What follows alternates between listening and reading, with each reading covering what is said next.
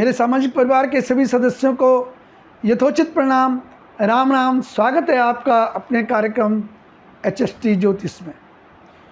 दोस्तों, आज हम चर्चा करेंगे कर्क लगन की कुंडली में कौन सा नग आप धारण कर सकते हो और कौन सा नग धारण नहीं कर सकते हो। हमने पिछले एपिसोड में मिथुन लग्न की चर्चा की थी कि मिथुन लग्न में कौन सा नग धारण कर सकते हैं और कौन सा नग धारण नहीं कर सकते हैं। आज हम कर्क लगन के बारे में चर्चा करेंगे, लेकिन चर्चा में जाने से पहले मेरी आपसे रिक्वेस्ट है, जिन लोगों ने अभी तक हमारे चैनल को सब्सक्राइब नहीं किया है, प्लीज़ चैनल को सब्सक्राइब कीजिए, लाइक कीजिए, शेयर कीजिए और कमेंट्स के माध्यम से हमें बताएं कि हमारा प्रोग्राम आपको कैसा लगता है। आइए कर्क लगन की कुंडली में आज देखेंगे हम कौन सा नग धारण कर सकते हैं और कौन सा नग धारण नहीं कर सकते। मैं कुंडली के माध्यम से आपको बताने की कोशिश करूंगा। ये हमने कर्क लगन की कुंडली बना रखी है। कर्क लगन की कुंडली इसलिए है कि इसके लग्न में ही 4 नंबर लिखा हुआ है, इसलिए ये कर्क लगन की कुंडली है। कर्क राशि का स्वामी चंद्रमा होता है। चंद्रमा इस कुंडली का मेन चीफ मिनिस्टर के रूप में काम करेंगे, इसलिए चंद्रमा यहाँ पर सुप्रीम पावर है और यहाँ पर चंद्रमा का नग जो मोती है उसको आप धारण कर सकते हो। लेकिन चंद्रमा का मोती आप धारण सिर्फ अगर चंद्रमा आपकी जन्म कुंडली में 3रे भाव में, 5वें भाव में, 6वें भाव में, 8वें भाव में और 12वें भाव में अगर विराजमान होगा तो चंद्रमा का मोती मत पहनना। अगर इसके अलावा कहीं भी बैठे होंगे आप चंद्रमा का मोती बिल्कुल पहन सकते हो, आपको फ़ायदा होगा। दूसरा, जहाँ पर दूसरा घर है, जहाँ पर 5 नंबर लिखा हुआ है, 5 नंबर का स्वामी सूर्य होता है। सूर्य इस कुंडली में मारक ग्रह है, कहीं भी बैठेगा आप इसका नग नहीं पहनोगे कर्क लगन की कुंडली में। तीसरा भाव जहाँ पर 6 नंबर लिखा हुआ है, 6 नंबर कन्या राशि है। कन्या राशि का स्वामी बुध होता है। बुध की जो दूसरी राशि है वो 12वें भाव में, व्यय भाव में है। और ये जो चंद्रमा है, चंद्रमा की बिल्कुल उल्टी पाल्टी है, ये आपस में शत्रु हैं, इसलिए बुध यहाँ पर मारक ग्रह है। इससे बुध इस कुंडली में, बुध का पन्ना इस कुंडली में धारण करना अच्छा नहीं माना जाता है।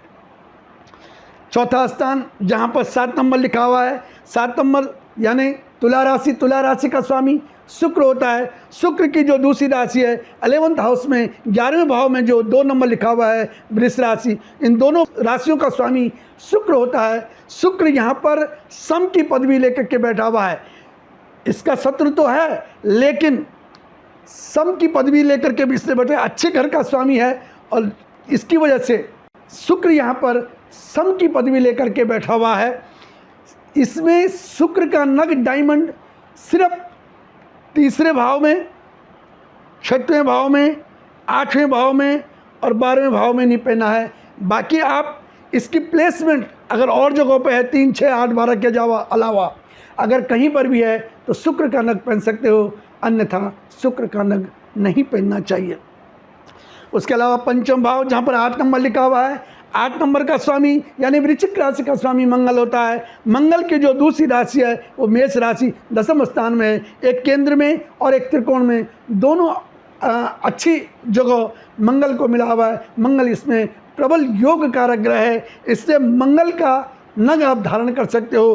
परंतु मंगल अगर 3रे भाव में, 6वें भाव में, 8वें भाव में और 12वें भाव में अगर मंगल बैठा हुआ तो, और चौथे लग्न में भी अगर मंगल बैठा होगा तो भी मंगल का मूंगा धारण नहीं करना चाहिए। अगर वो लग्न में है, एक पहले स्थान में है, 3य स्थान में है, 6वें स्थान में है, 8वें स्थान में है और 12वें स्थान में है, अगर इन जगहों पर मंगल बैठा है तो मंगल का नग नहीं पहनना चाहिए। बाकी और कहीं भी बैठा होगा मंगल का नग धारण कर सकते हैं।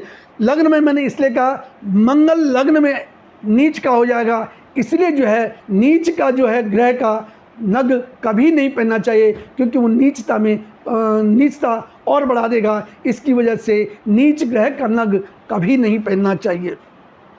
उसके अलावा 6वां स्थान जहाँ पर 9 नंबर लिखा हुआ है, 9 नंबर माने धनु राशि। धनु राशि का स्वामी बृहस्पति। बृहस्पति की दूसरी राशि त्रिकोण में 9वें भाव में भाग्य स्थान में है, इसलिए बृहस्पति यहाँ पर योग कारक ग्रह है। बृहस्पति का नग भी आप यहाँ पर पहन सकते हो, धारण कर सकते हो, लेकिन बृहस्पति अगर तीसरे स्थान में, छठवें स्थान में, आठवें स्थान में और 12वें स्थान में होगा, उसके अलावा 7वें स्थान में होगा। 7वें स्थान में भी कभी भी बृहस्पति का नग नहीं पहनना चाहिए कर्क लगन की कुंडली वालों को, क्योंकि यहाँ पर बृहस्पति नीच का होता है, इसलिए बृहस्पति का यहाँ पर नग नहीं पहनना चाहिए। बाकी और कहीं भी बैठा होगा, 9वें भाव में बैठा होगा तो पहन सकते हो, 5वें भाव में बैठा होगा तो पहन सकते हो, लग्न में बैठा होगा तो पहन सकते हो। लग्न में तो वो उच्च का हो जाता है, उसको दिशा बल भी मिल जाती है, बहुत अच्छा, पर्सनैलिटी में 4 चांद लगा देगा अगर यहाँ पर आपने बृहस्पति का नग पुखराज धारण किया तो। उसके अलावा 7वां स्थान जहाँ पर 10 नंबर लिखा हुआ है, इसका स्वामी और इन दोनों का स्वामी शनि होता है। शनि यहाँ पर प्रबल मारक ग्रह होता है, इसलिए शनि का जो है यहाँ पर जो है नग नहीं पहनना चाहिए, नीलम कभी भी धारण करना नहीं चाहिए। दोस्तों, आज के एपिसोड में इतना ही। अगले एपिसोड में फिर आपसे मुलाकात होगी, तब तक के लिए बहुत बहुत धन्यवाद।